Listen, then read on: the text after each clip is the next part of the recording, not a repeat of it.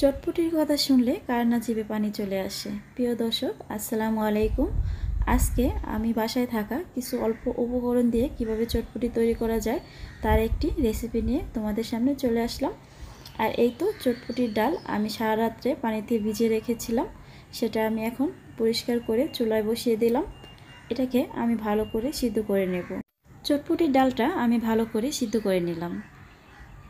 দেখুন, আমি একটা ডাল আপনাদেরকে ভেঙে দেখাচ্ছি এটা কতটা সিদ্ধ হতে হবে। চটপটির ডালটা কিন্তু ভালো করে সিদ্ধ করে নিতে হয়।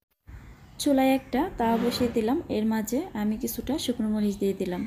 শুকনো মরিচটা আমি কিছুক্ষণের জন্য ভেজে নেব। চটপটির মশলাটা কিভাবে ঘরে তৈরি করা যায় সেটাও আমি আজকের ভিডিওতে দেখিয়ে দেওয়ার চেষ্টা করব। আর বেশি ভাজা যাবে না, হালকা ভেজে নিলেই হবে। আর এই তো এখানে আমি কিছুটা ধনিয়াটা ভেজে নেব। ধনিয়াটা আমি হালকা আছে ভেজে নেব। চুলার আঁচটা কিন্তু একেবারে লোতে রাখতে হবে, পুড়ে গেলে কিন্তু এটার ফ্লেভারটা একেবারেই নষ্ট হয়ে যাবে। আর এখানে আমি কিছুটা জিরা দিয়ে দিলাম, জিরাটাও আমি হালকা আছে ভেজে নেব। চটপটির মশলাটা আমরা কিন্তু বাসায় তৈরি করতে পারি। চটপটির মশলাটা বানাতে কিন্তু একদমই সহজ। এটাতে আহামরি তেমন কিছুই প্রয়োজন হয় না। ঘরে থাকা অল্প কিছু উপকরণ দিয়ে আমরা ইচ্ছে করলে চটপটির মশলাটা কিন্তু বানিয়ে নিতে পারি। আর এই তো এখন আমি একটা ব্লেন্ডারে জার নিয়ে নিলাম। এটার মধ্যে আমি জিরা এবং ধনিয়াটা যেটা টেলে রেখেছিলাম এটা আমি দিয়ে দিলাম। এখন এটাকে আমি ভালো করে ব্লেন্ড করে নেব। তা আশা করি আমার আজকের রেসিপিটা যদি আপনাদের ভালো লাগে তাহলে আমার চ্যানেলটা সাবস্ক্রাইব করে নেবেন আর বেল আইকনটা বাজিয়ে দেবেন আমার পরবর্তী ভিডিওগুলো পাওয়ার জন্য। পারফেক্টভাবে যদি ধনিয়া এবং জিরাটা টালা হয় তাহলে চটপটির মশলার কালারটা কিন্তু এরকম আসে। আর এখন আমি শুকনো মরিচগুলো কিন্তু ব্লেন্ড করে নেব। এটাকেও আমি কিছুক্ষণের জন্য ব্লেন্ডার করে নেব। আর এই তো এখন আমার ব্লেন্ডার করা হয়ে গেছে আর আমার মরিচের কালারটাও কিন্তু একদম পারফেক্ট আছে। এই তো দেখিয়ে দিচ্ছি কিভাবে ব্লেন্ডার করতে হবে, একেবারে মিহিও করা যাবে না। আর এই তো আমার জিরা এবং ধনিয়া পাখিটাও আমি দেখিয়ে দিচ্ছি, এটার কালারটা খুবই সুন্দর এসেছে। কিছুটা তেঁতুল এবং পানি আমি অ্যাড করে দিলাম একসাথেই। এটাকে আমি এখন ভালো করে চেপে চেপে তেঁতুলের মাঠটা বের করে নেব। এই তো আমার তেঁতুলের মাঠটা কিন্তু বের করা হয়ে গেছে। এখন আমি একটা ছাঁকনির সাহায্যে এটাকে ছেঁকে নেব।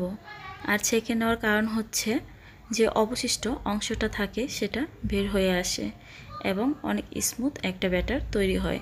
আর এইভাবে ছেঁকে নেওয়ার চেষ্টা করবেন।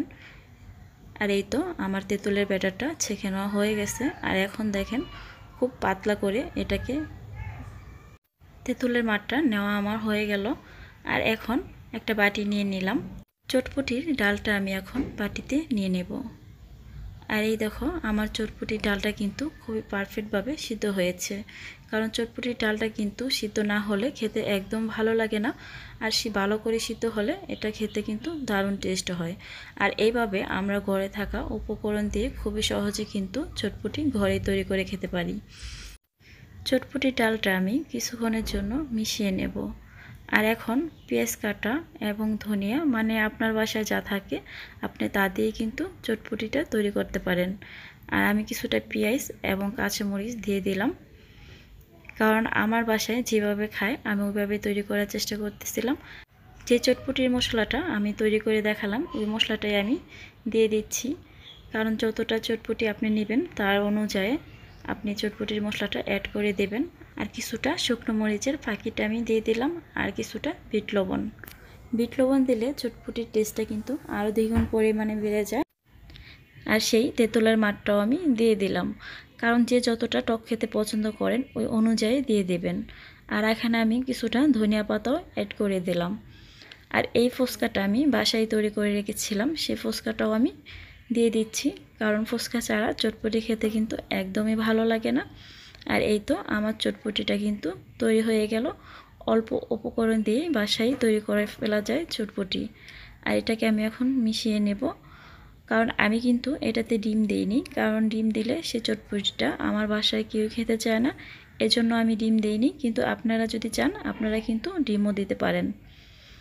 এখন আমি এটাকে ভালো করে মিক্স করে একটা বাটিতে উঠিয়ে নেব। তারপর যার যেরকম পছন্দ ওই রকমভাবেই কিন্তু তেঁতুলের টকটা কিন্তু মিশিয়ে খেতে পারে। এখন আমি এটাতে কিছুটা তেঁতুল পানি দিয়ে দিলাম, কারণ অনেকে কিন্তু টকটা বেশি পছন্দ করে, তাদের জন্য বলছি। এরকমভাবে তৈরি করে তেঁতুলের টক মিশিয়ে কিন্তু খাওয়া যায়। আর এই বলে আজকের মতো বিদায় নিয়ে নিচ্ছি। আল্লাহ হাফেজ।